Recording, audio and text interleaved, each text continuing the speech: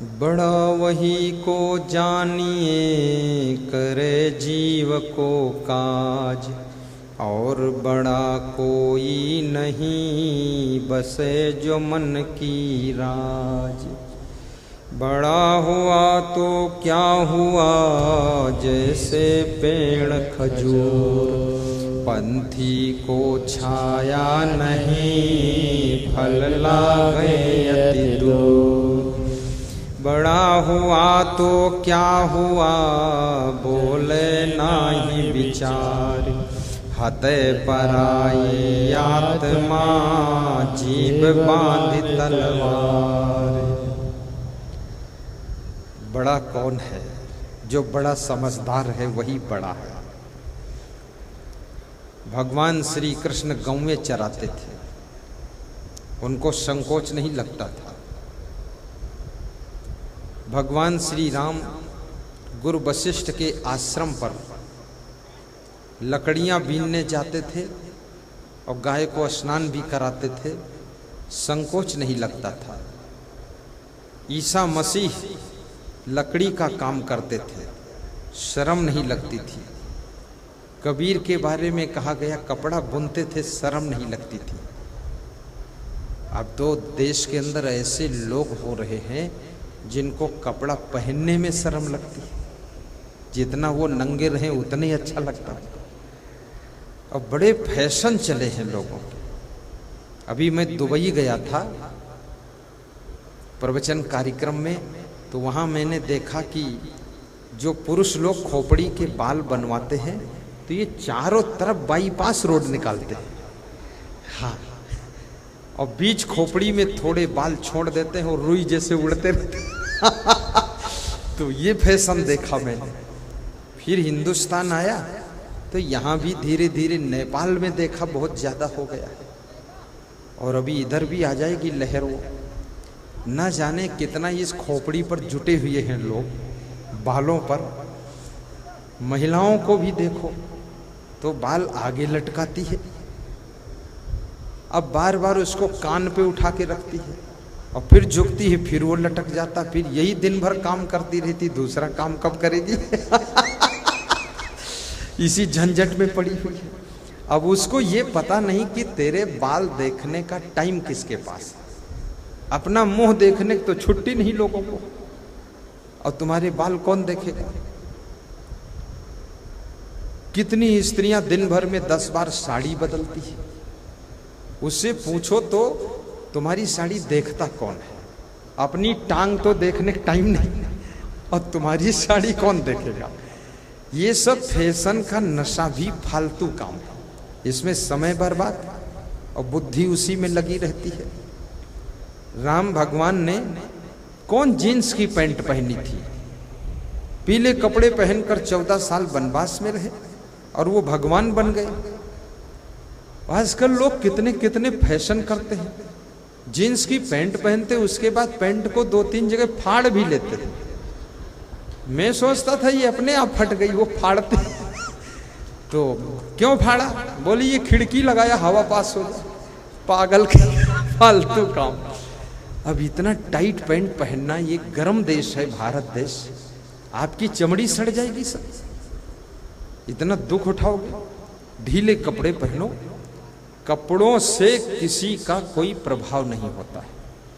प्रभाव तुम्हारे सुंदर स्वभाव का होता है, प्रभाव तुम्हारे सुंदर चरित्र का होता है, प्रभाव पवित्र कर्म का होता है, और प्रभाव तुम्हारी मधुर वाणी का होता है, और प्रभाव तुम्हारे गुणों का होता है। ये कपड़ों का कोई प्रभाव नहीं। अब इसका अर्थ ये भी नहीं कि खूब मैले गंदे कपड़े पहनकर घूमो। कपड़े साफ पहनो, ठीक से पहनो, लेकिन दिन में जो पहन लिया वो उसको पहने रहो शाम तक, फिर अगले दिन बदल देंगे उसको। ज्यादा गंदा हो गया, कहीं गिर पड़े हो, मिट्टी लग गई तो बदल दो। राजनीति की फील्ड में एक महिला काम करती थी, उसके पास में 10,000 साड़ियां थी, 400 घड़ियां थी, 700 चप्पल थे, और शादी किया नहीं था। शादी नहीं किया भी। अगर शादी कर लेती तो न जाने क्या कर देती। टांग में भी घड़ी बांध देती। टाइम पर जागना नहीं है, घड़ी 400 घड़ी रोज बदल के। अब ये जब शादी भी नहीं किया है तो श्रृंगार किसको दिखा रही है? इसका मतलब है शादी तो नहीं किया है लेकिन वो शादी भी नहीं है, उसका मन बिगड़ा हुआ है। क्या जरूरत इतने फैशन की? और शरीर को कितना सजाओ, ये शरीर एक दिन मिट्टी में मिलेगा। और मन को जितना क्लीन कर लोगे, मन को जितना निर्मल बना लोगे, तो याद रखना लोक और परलोक दोनों संवर जाएगा। लोक और परलोक दोनों संवर जाएगा। शरीर को सुंदर बनाने के लिए ब्यूटी पार्लर की दुकान पे जाना पड़ता है। वहां 200 रुपये फीस दो, 500 रुपये फीस दो। थोड़ा वो लोग बाल काट देंगे, भौहें काट देंगे, दाढ़ी काट देंगे और क्रीम पाउडर लगा देंगे और रंग रोगन लगा देंगे, केमिकल लगा देंगे, शीशा में दिखा देंगे, लाइट जला देंगे, कहेंगे देखो सुंदर हो गए। बोले सुंदर हो गए तो बोलेंगे ठीक 200 रुपये दीजिए, 200 रुपये ले लेंगे। और फिर दुकान से बाहर निकलोगे, बनावटी तो बनावटी है। रात भर रजाई में सोओगे, सवेरे बाल बिगड़ गए, गाल बिगड़ गए, फिर वही बात हो गई। कौन सुंदर था? ये शरीर ब्यूटी पार्लर की दुकान में थोड़े समय के लिए सुंदर बनेगा और दिखाई देगा, लेकिन जीवन को सुंदर बनाना हो तो कौन सा ब्यूटी पार्लर सेंटर है? जीवन को सुंदर बनाने वाला ब्यूटी पार्लर सेंटर यदि कोई है तो वो केवल और केवल सत्संग है। और वही सत्संग आज पीली गांव की धरा पर चल रहा है, जिससे जीवन सुंदर बनाया जाता है। प्रभु मेरे जीवन को सुंदर बना दो, जगत जाल के मन से झगड़े मिटा दो। प्रभु मेरे जीवन को सुंदर बना दो। बहुत अच्छा। जगत जाल के मन से झगड़े मिटा दो। एक भक्त कह रहा है भगवान से, कहाँ तुमको ढूंढूं, कहाँ तुमको पाऊं, अपना तो मिलने का पता प्रभु बता दो। कहाँ तुमको ढूंढो, कहाँ तुमको पाऊं, अपना तो मिलने का पता प्रभु बता दो। प्रभु ने जवाब दिया कि मैं कोई खो थोड़े गया हूं जो तू मुझको ढूंढेगा।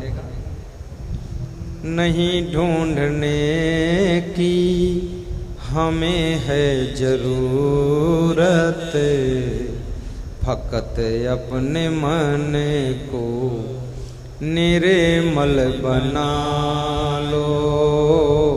नहीं ढूंढने की हमें है जरूरत, फकत अपने मन को निर्मल बना दो।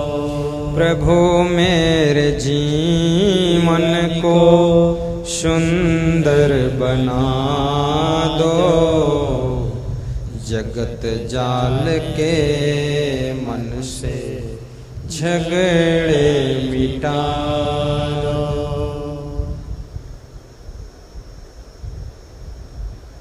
संत कबीर ने एक दोहा कहा है, कबीर मन निर्मल भया जैसे गंगा नीर, पाछे पाछे हरि फिरे कहत कबीर कबीर। मन निर्मल, मन चंगा तो कठौती में गंगा, और मन गंदा तो गंगा जी में भी उसके लिए गंदा ही है। और मन को निर्मल बनाना कोई सरल बात नहीं है। लोगों का खान पान भी निर्मल नहीं, बातचीत भी निर्मल नहीं, रहन सहन निर्मल नहीं। मांस मछली अंडा नशा शराब सब खाते पीते लोग हैं, निर्मलता कहाँ है? युक्ताहार विहारस्य युक्त चेष्टस्य कर्मसु युक्त स्वप्नाओ बोधस्य योगो भवत दुख। श्री कृष्ण कहते हैं जिनको दुखों से बचना है उन्हें आहार विहार निर्मल करना चाहिए, फिर कर्मों को निर्मल करें, फिर शयन और जागरण यथा योग्य करें।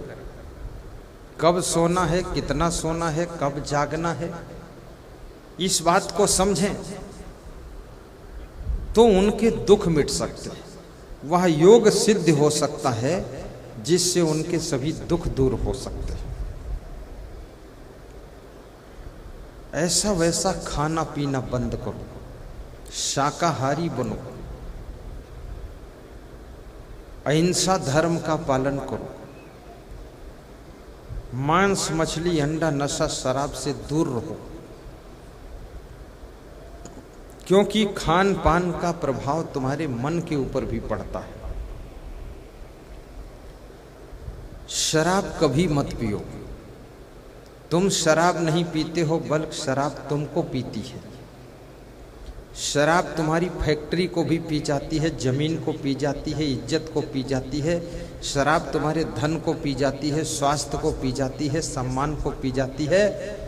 और शराब आज भी जिंदा है। शराबी शराब पीने वाले जिंदा नहीं है। शराबी तो गुजर गए लेकिन शराब आज भी है। याद रखना, तुम शराब नहीं पीते हो बल्कि शराब तुमको पीकर खत्म कर देती है। इसलिए संकल्प लेना, कभी जीवन में शराब नहीं पीऊंगा। कितने लोगों ने शराब का नाम चिंता हरण टॉनिक रखा है कि चिंता को हरने वाली टॉनिक है। और कितने लोग पति पत्नी दोनों पीते हैं। अब कौन किसको समझाए, दोनों एक ही मॉडल है। ऐसा विदेशों में हो रहा है, अपने देश में तो नहीं हो रहा। होता होगा तो बॉम्बे शहर में होता होगा। शराब, शा माने शरारत, आप माने पानी। ऐसा पानी जो पीने के बाद आदमी को शरारत करना सिखा देता है, उसका नाम शराब है। और जितने लोग नहीं डूबे हैं कुओं के गहरे पानी में, जितने लोग आज तक नहीं डूबे हैं नदियों के पानी में, और जितने लोग नहीं डूबे हैं समुद्र के लहराते पानी में, उससे भी करोड़ों गुना ज्यादा डूब गए हैं बोतलों के बंद पानी में, बोतलों के बंद पानी में। इस शराब में बहुत लोग डूबे हैं।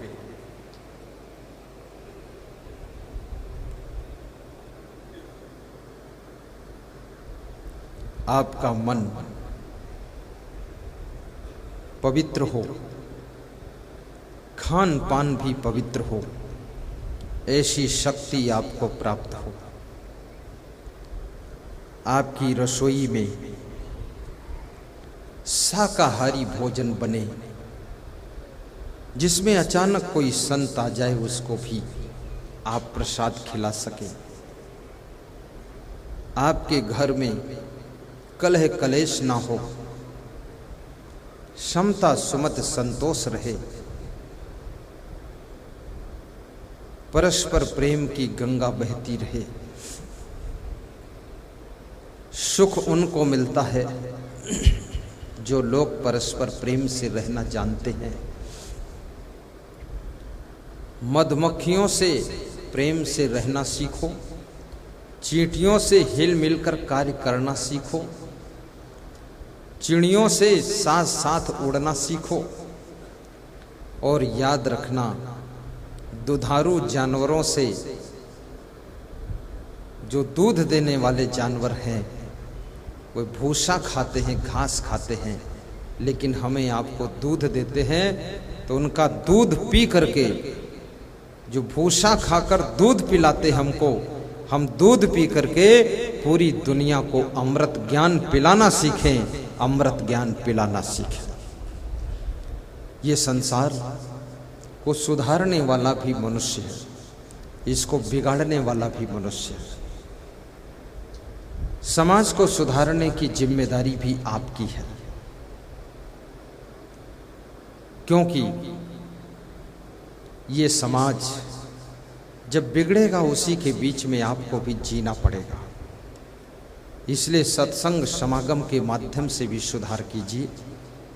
टीवी चैनल में प्रवचन सुनिए। इसमें ऐसे कितने श्रोता हैं जिन्होंने टीवी में भी हमारा प्रवचन सुना है? जरा दोनों हाथ ऊंचा करके बताएं। कमाल है, बहुत लोगों ने सुना है।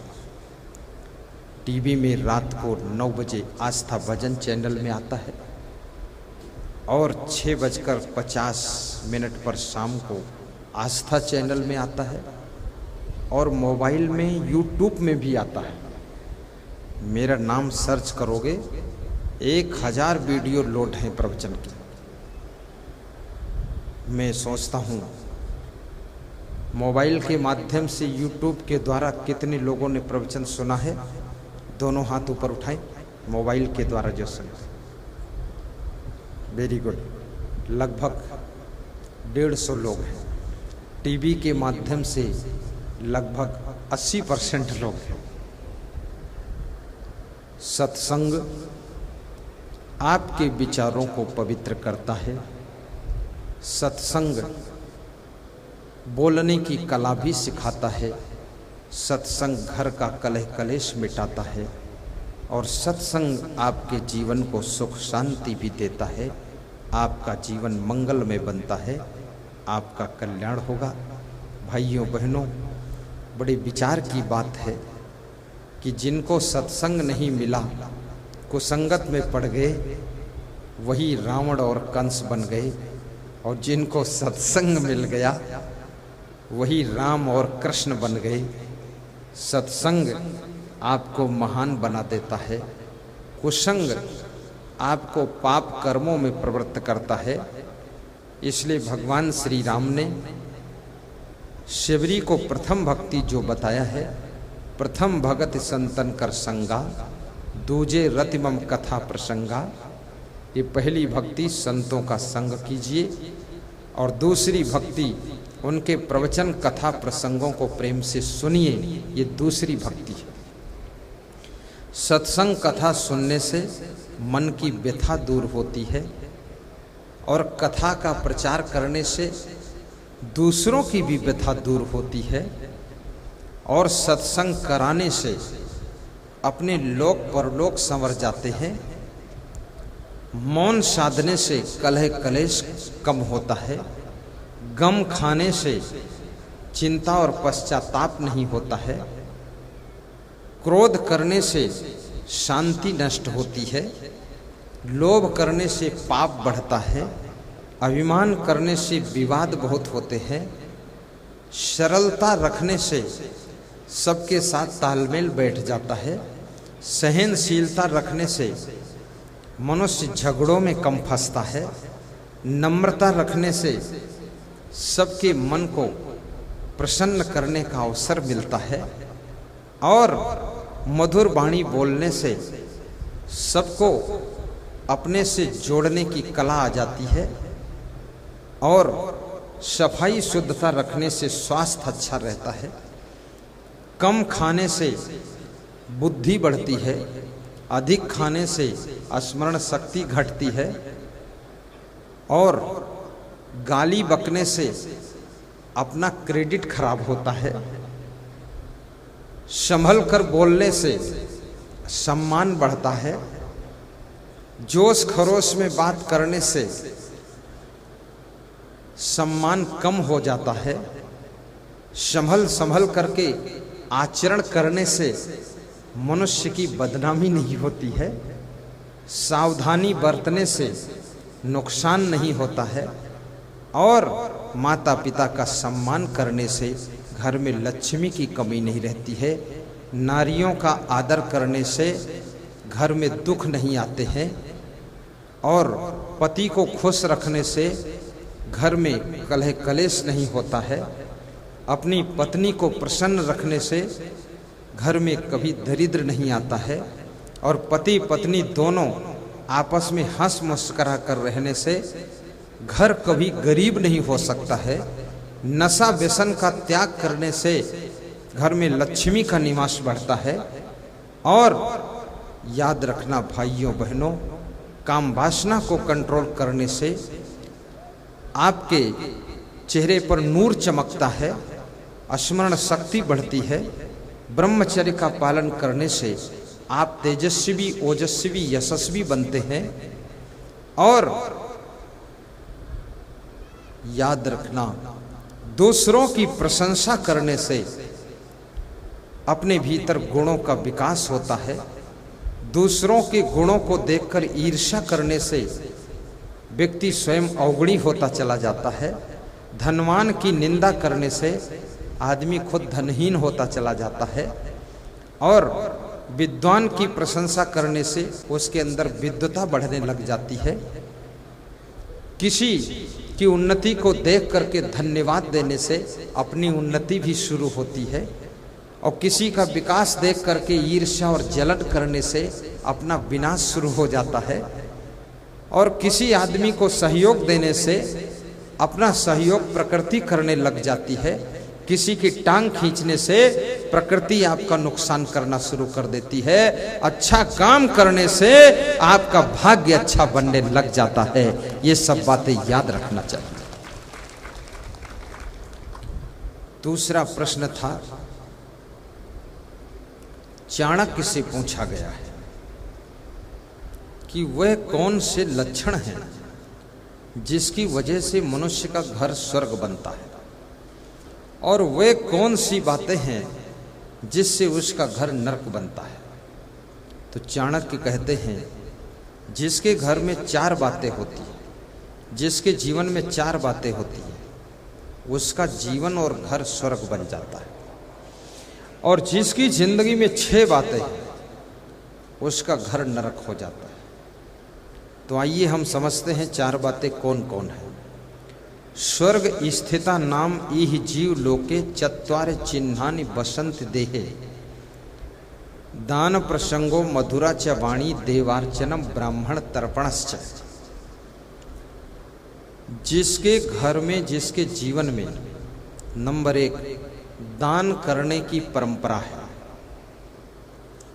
जहां पर लोग दान करते हैं, रक्तदान, समय दान, श्रम दान, वस्त्र दान, धन दान, अन्न दान, प्रेम दान, क्षमा दान, जीवन दान, प्राण दान, ये दान दिए जाते हैं। किसी को ऐसी सजा देनी है, उसको प्राण दान कर दिया कि चलो जिंदा रहो तुम, जीवन दान, एक बार माफ करते हैं। तो ये जहां पर दान की परंपरा है, वहां पर स्वर्ग निवास करता है। क्योंकि दान और दाना, दाना फेंकोगे तो चिड़ियां आएंगी, और चिड़ियां जब दाना चुगने के लिए आएंगी, उन चिड़ियों के झुंड में कभी कभी हंस पंछी भी आएगा और उसका भी दर्शन हो जाएगा। तो दान देने वाले व्यक्ति के यहाँ जो दान लेने लोग आते हैं, उन्हीं दान लेने वालों की लाइन में कोई महान परमहंस संत भी आ जाएगा, और परमहंस संत अपने आशीर्वाद से तुम्हारी जिंदगी को स्वर्ग बना देगा। इसलिए दान करना बहुत जरूरी है। अभी जहां से मैं प्रवचन करके आया, दहलिया गांव, श्री अरविंद कुमार अग्निहोत्री जी ने सत्संग करवाया था फर्रुखाबाद जिले में। तो गंगा किनारे हम सबको लेकर गए, तो गंगा में सबने प्रक्षालन किया। फिर बोले अब तरबूज खाना है, तो मैंने कहा गंगा किनारे मत खाओ, गंदगी फैलेगी, कोई आश्रम में बैठ कर खाओ। तो दुर्वासा आश्रम में गए, तो वहाँ संतों ने प्रेम तो बहुत किया, लेकिन हमने कहा यहाँ भी बैठकर मत खाओ, क्योंकि यहाँ ज़्यादा भीड़ है। तो दूसरे आश्रम चलो, तो नारायण आश्रम में गए। तो मैंने कहा ये किसका आश्रम है? बोले ये भगत का आश्रम है। कौन भगत है? तो बोले कि ये कायमगंज के निवासी हैं। तो मैंने कहा क्या करते हैं? बोले अभी जिला पंचायत अध्यक्ष भी हैं और राजनीति में भी हैं, बिजनेस में भी हैं। उत्तर प्रदेश में इनका 14वां स्थान है धनवान में। तो ये आश्रम बनाया है इन्होंने सबकी सेवा के लिए। तो वहाँ हम पहुँच गए। तो उन्होंने कहानी सुनाया कि इस घर का विकास कैसे हुआ, इतना बड़ा काम कैसे हुआ। तो उनकी बहू आई थी प्रथम दिन जब ससुराल से, उसका नाम था मिथिलेश कुमारी। तो मिथिलेश कुमारी को एक साल, बहुत कीमती साल ओढ़ाई गई थी। तो कोई गरीब घर की महिला उसको प्रणाम करने आई, तो उसने वो साल उतार करके उस गरीब औरत को दे दिया, बहू ने। तो सासू ने डांटा कि इतनी कीमती और इतनी अच्छी साल और तुमने 1 मिनट में दे दिया, उस गरीब औरत को संभालेगी भी नहीं। तो जब डांटा तो उसने अपने पिता को फोन लगाया कि पिताजी, बड़े कबाड़ी के घर में मेरा विवाह कर दिया, 1 साल दे दिया, उसमें भी डांट लग गई, ये तो बहुत गलत घर में मैं आ गई। तो उस लड़की के बाप ने कहा बेटी मैं सुबह आता हूँ तेरे ससुराल में। वो आया उसका पिता और 1 ट्रक कंबल लेकर आया, 1 ट्रक भर के, और द्वार पर खड़ा किया। बोले अब इस घर का कोई दान न देना, अब मेरे कंबल दान करो, ये खत्म हो जाए तो फोन करना, फिर दूसरा ट्रक खड़ा कर दूंगा।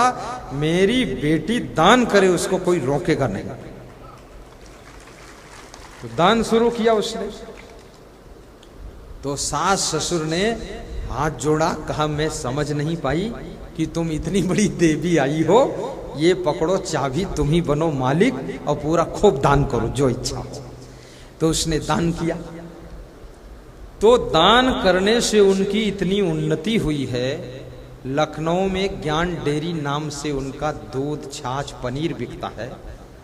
बहुत बड़ा विद्यालय फर्रुखाबाद में है जिसमें 5000 विद्यार्थी पढ़ते हैं, और स्वयं जिला पंचायत अध्यक्ष वो बेटी बनी है, और आश्रम बनाया है सबकी सेवा के लिए रमणीक। तो याद रखना, दारिद्र्य नाशनम दानम, दान करने से दरिद्र भी नष्ट होता है, और दान करने से महान महान साधु संत का दर्शन होता है। आज अगर ये पालीवाल परिवार दानी न होता तो शायद हम जैसे संत आकर के यहाँ सत्संग भी नहीं कर सकते थे। बहुत दानी परिवार। ये सीताराम मंदिर बनाया और 5 कथाएं इसके पहले और करा चुके। अब इस बार मेरा नंबर आ गया। तो बता रहे थे कि आपकी कथा कैसे हुई, बाद को बताऊंगा आपको, आपका नंबर कैसे लग गया। तो ये दान करने से बहुतों का कल्याण होता है। दान प्रसंग, जिसके घर में दान की व्यवस्था है, जो मनुष्य दानी है उसका जीवन स्वर्ग बनता है। दान प्रसंगो मधुरा च वाणी, और जिसकी वाणी मधुर है, जिसके घर में सभी मृदुभाषी, गालियां नहीं बकते, अभद्र बातें नहीं करते। कितने घरों में तो पूरे घर के लोग ही गाली गलौज करते रहते, आपस में गाली देते एक दूसरे को। अभी कन्नौज के एक सज्जन मिले, बोले मेरे पिताजी इतनी गाली देते हैं कि हद मार दी। तो मैंने कहा किसको देते? बोले मेरे को देते हैं। तो मैंने और किसी को देते? बोले मम्मी को देते हैं, भाई को देते हैं, और अपने भाइयों को देते हैं, और पिताजी उनके मर गए, मरे पिता को भी गाली देते हैं। इतना क्रोध उनके अंदर आता है।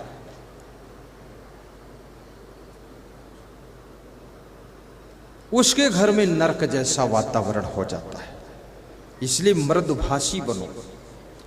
कबीर साहब कहते हैं, ऐसी वाणी बोलिए मन काया पाको, औरन को शीतल करे आप शीतल हो, औरन को शीतल करे आप शीतल हो। मधुर बचन है औषधि, कटुक बचन है तीर, श्रवण द्वार हुए संचरे, सालय सकल शरीर।